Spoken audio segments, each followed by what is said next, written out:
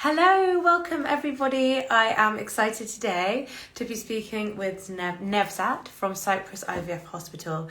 We're going to be covering PCOS and fertility treatment, testing that you may need or require for fertility treatment and why, Cyprus being a hotspot as a fertility destination and why, and also the difference between I want to know more about. So I'm going to join Nevzat now. We'll have him join. Welcome back. Hi everybody, nice to see you today. Please have your questions ready for Nevzat. Hello. Hello, nice to see you. How are you? Good, thank you. How are you? Yeah, very well, thank you. And welcome to everyone who's here and those who've come back.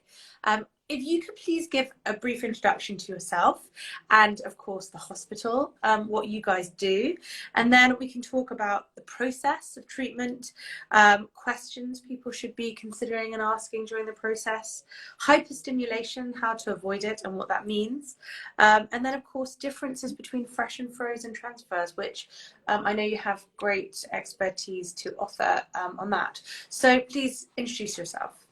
Thank you very much. First of all, I'm really happy to join this live Instagram.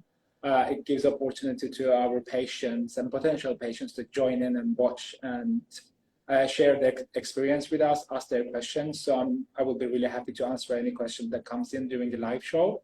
My name is Nevzat. I'm the managing director of Cyprus IVF Hospital, which is located in North Cyprus. We are the subsidiary of Cyprus Central Hospital, which is the first private hospital in Northern Cyprus, which we having approximately 10,000 square meter of building, facilitating as a full service hospital. We are not just a small IVF clinic under one roof, basically offering every kind of services that a patient needs when they come over here. Mm-hmm. It's a huge advantage for the patients to come in IVF hospital because whenever we find out any small issues or sometimes big issues that we are able to solve everything under one roof and possibly during one visit. We have 95%, let's say our patients comes from abroad, especially from Canada and Western Europe, Africa, Middle East. So when they fly all the way down to Cyprus, we want them to offer them best possible solutions in our hands. So it's a big advantage being a private hospital and offer everything under one roof. Mm-hmm. Cyprus is quite popular with donation programs because Ministry of Health provide us very strict rules on the donation side. That's why egg donation and then embryo donation, sperm donation is very popular in North Cyprus, plus gender selection. Mm-hmm. When we apply genetic testing, we can also identify the gender of the embryos, and we are allowed to share that information to the patient and transfer the desired gender. Especially for the egg donation programs that we are offering, that the donor ages should be between age 20 and 32. So providing a good quality at a young age and going through, of course, lots of additional tests and the genetic testing, we are able to offer very, very good quality of egg donors to our patient, which has a huge impact on the success rate on the IVF cycle. And rather than that, for the sperm donation, for example, we only work with two big sperm banks, Kairos International and European Sperm Bank, which also we try to offer the best quality of sperm donor to our patients. We are first LGBTQ plus friendly hospital in Northern Cyprus. We offer IVF, basically the fertility treatments to gay couples, lesbian couples. That's why we're offering, for example, ROPA program for the lesbian couples. For the gay couples, we offer a surrogacy service. Sometimes they bring their own surrogate, so we just apply the egg donation program. Single man, single lady, embryo donation programs. We offer a wide range of the programs to basically help everybody around the world which they're looking for to complete their family. Even though it's single, couple, doesn't matter. We are here to assist them in the best way. Right. And so if I could ask you a bit about process from start to finish, what are the main tests that fertility tests that solo parents to be or couples would require having before coming for treatment with you and during their treatment with you? First of all, with the patients, we call this process patient information collection. first of all, we get the demographic data from the patient. So first, we get their age, their sex, ethnicity, where are they coming from, their marriage status, single, couple, because this information, even those information, limited information, can give us some indication about the patient and the treatment that we are looking for. And then we're moving to the next stage, which is the medical information. Here we are getting information about the patients and patient partners, blood type, any allergics, any chronic disease, any operation and trauma, and if they use any regular medicine. And then we move for the third stage, which we call it fertility history. So in this stage, we're asking if the patient is still, for example, experiencing the menstrual cycle, or if it's in the menopause already, or if there's anything else over there. Then we move if they have any live birth before, any pregnancies before, any miscarriages, and also if they had any previous IVF history. After we finalize the third stage, then we move on the fourth stage, which is, we call it required tests and checkups. Of course, for the required tests and checkups, we can divide it in simple with two. If we are going with normal IVF ICSI, so no donation, first of all, we ask from the patient their blood test. This blood test includes hormonal and serology tests. First of all, with the hormonal test and the AMH level, we try to understand the egg reserve, egg quality from the patient. Also, as you know, the thyroid state, like this kind of hormones, they have a huge impact on the pregnancy rate and the health of the pregnancy process. So first stage for normal IVF ICSI, we get the hormonal test, and then we got the serology test. And then from the partner, if it's involved, we check the sperm quality, and then we check the serology blood test from the partner. Then we called it, as a third stage, we call it additional test. That is depending on the background of the patient, and also that is a bit related with the age. So for us, if the patient is about 40 years old, we ask some additional tests. This additional test includes, for example, mammography, HSG, and we want internal medicine checkup, and we want a cardiology checkup from the doctors. So to just make sure that that person is eligible to become pregnant, because we accept patients age up to 55 years old. We have a lot of patients about 50. We have to make sure that they are eligible to become pregnant, and they will be eligible to have a healthy pregnancy process. But on top of that, if we see that there was like in the fertility history, if we see that like lots of miscarriages, or there is a continuous failures of IVF, non-normal pregnancy, we ask additional tests. This test includes, we call them karyotype analysis, where we check the chromosome analysis of the patient, both the patient and the partner if it's involved. Then we have another test that we call thrombophilia genetic panel, where we check, again, it's a blood test that we check if there is anything causing the blood clotting. And that's immunology testing, isn't it? Yes, yes, we can call it immunology test, yes, because in that we really see that if there is anything that preventing the pregnancy during the implementation process. And then additionally, if the patient hasn't got any previous live birth, we're definitely asking for HSG. That is, I cannot even pronounce the full name, but it's basically hysteroscopy. So where we check from outside the uterus if it's healthy or not. And if we see any indication there, then we move forward for the next step, which is the hysteroscopy. But before we push the patient directly to hysteroscopy, first we ask for HSG, which is like 15 minutes thing to perform, and everything looks fine from there. Then we move to the next step to deciding on the medical protocol. Because this kind of test gives us indication about the status of the patient medical-wise, and then sometimes patients come with a group like, I want this treatment. But without checking out that, we don't know if that's the right treatment for them. So first we check the entire condition of the patient, then we decide, and that actually we offer the patient, look, the best treatment for you based on your result will be option 1, this, and if the option 2 or 3 is available, we also list those ones for them. Perfect. And I'd love to know, people who are joining, please feel free to ask any questions to Nevzat, the team at Cyprus IVF Hospital. So helpful, and would love to take any questions. And if you're looking at treatment abroad, for example, answer those questions about process. I think one of the things that I know we've talked about this before, I wanted help with when I was having IVF abroad was understanding as part of the process which testing I have in my home country, England, and which test and what happened abroad. So what do you have connections with places in London or anywhere in the UK, if people are coming from UK or other countries, where they can get testing done that you require in advance of people coming for treatment in Cyprus? Perfect question. We receive these questions a lot. Yes, Yeah. we have lots of agreements in UK, which actually from A to Z, they can perform everything in UK. And now the good thing about the tests in UK, that most of the things you can order online.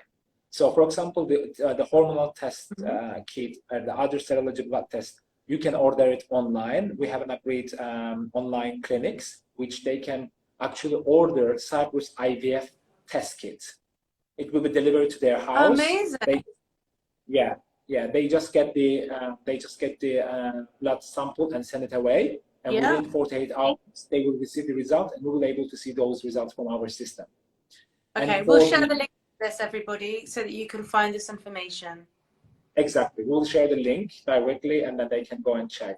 Number two, about ultrasounds, there is a website that we are actually working with them, that all the patients in UK, they can put their postcode in that website, and then the website will list them the closest private clinics to their house and the availability for each ultrasound type, and they can order it online, get the appointment, and go and do the checkup and send us the results.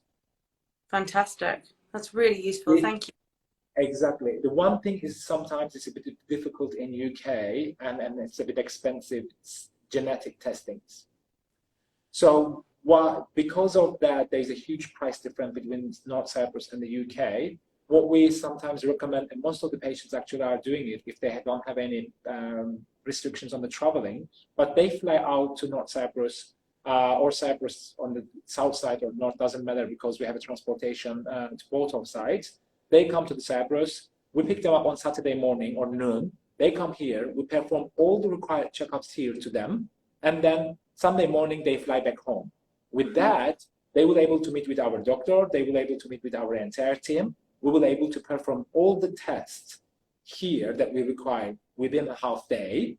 And then even sometimes what we do, we also collect a sperm from the partner and freeze it. So if everything is okay and they want to start for example, an egg donation program, they can choose their donor remotely when we send them the options, and we can start the embryo creation process already here, because when the partner came with the patient, he gave the sperm, so we have the sperm, so we can start the embryo creation period.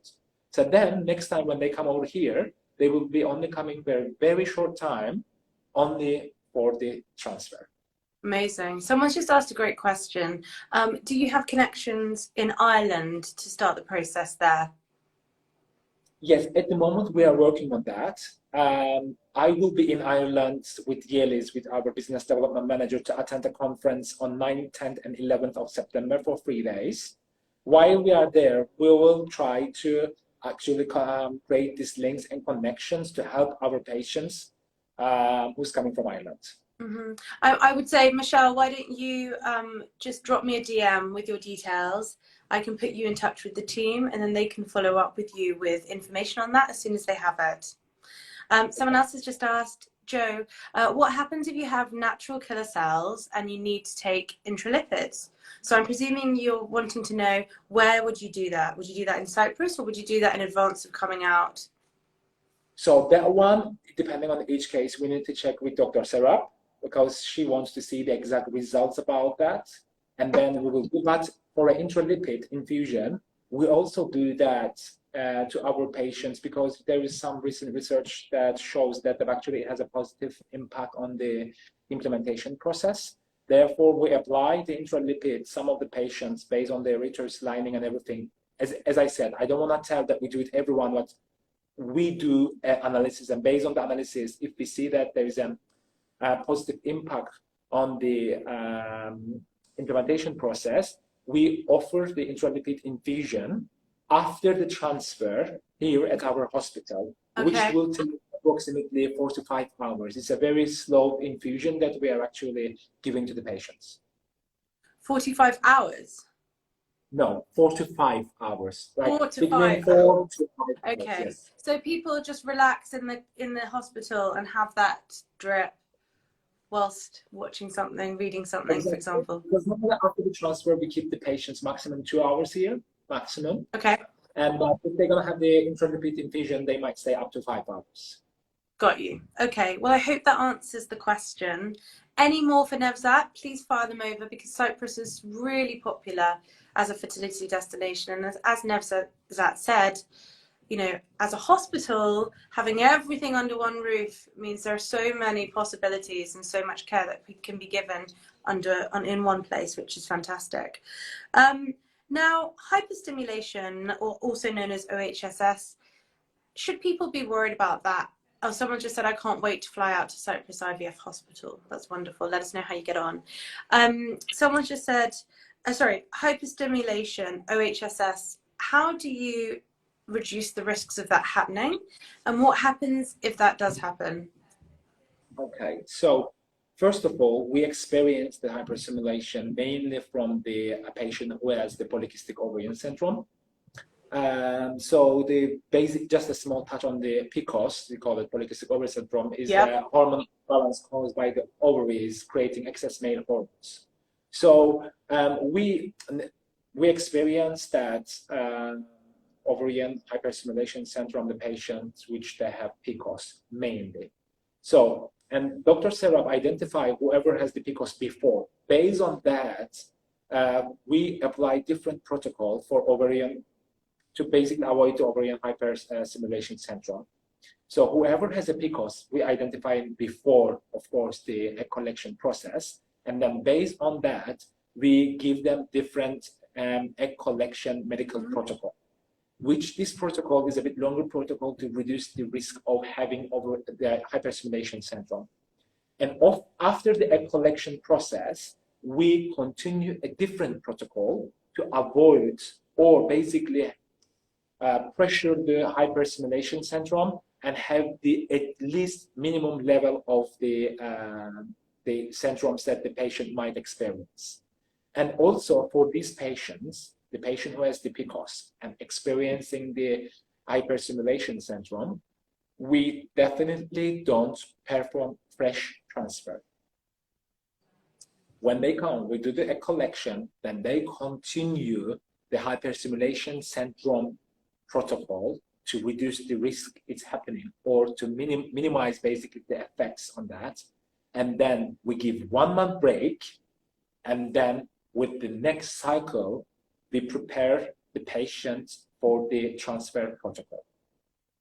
That's the key. We never ever do fresh transfer with a patient who has polycystic ovarian syndrome and potentially will experience the ovarian hyperstimulation syndrome after their collection.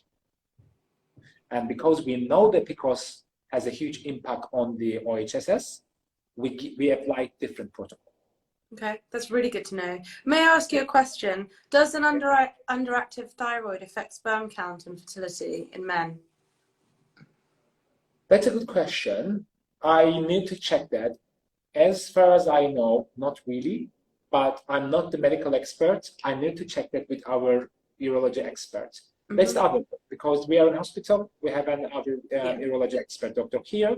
I will definitely take a note and then ask that questions. And even that person who asked the question, if here, maybe they can drop us an email so I can answer that question. Perfect. DM us, we'll put you in touch and you can have a response directly.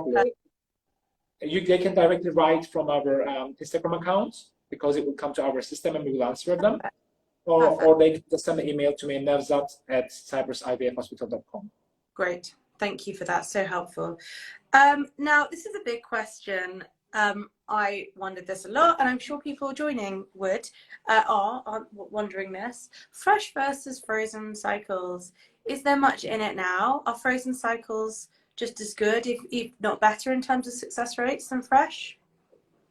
Again, we receive this question a lot, and some patients, especially patients, I don't know, on the internet, there is a lot of information about the IVF, lots of information about the basically the ART at the moment. So the question is here again, for some patients, for example, frozen transfer has higher success rate.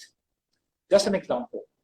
For example, if a patient having up and downs with the hormone levels, especially when we do normal IVF ICSI, because we give a medication for a collection protocol, we're boosting the hormones, that it's go down again, all the progesterone and estrogen level goes up, we call it like a wave, okay? For those patients that it's difficult to stabilize that, we recommend frozen transfer.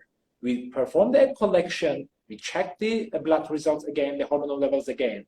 And if we see that there is a lot of up and down, and it's difficult to control, we don't perform the fresh. We said, guys, at these fluctuations, success rate might go down.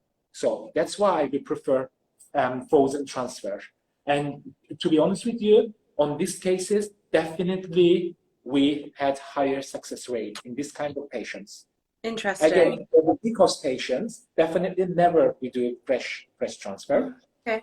We recommend, for example, and then on the other side, fresh transfer, we recommend fresh transfer to patients which we applied PGTA. So what is PGTA? When we do the genetic testing on day 3 to the embryos, on day 5, we prefer to do a fresh transfer. If the patient is stabilized, if everything is okay, definitely all the research papers by ESHRE and from the other good sources shows that when you apply PGTA, so when you take a biopsy from the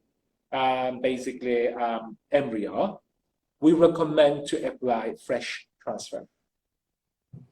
So if it's that possible, yes, we try our best, we do the fresh transfer.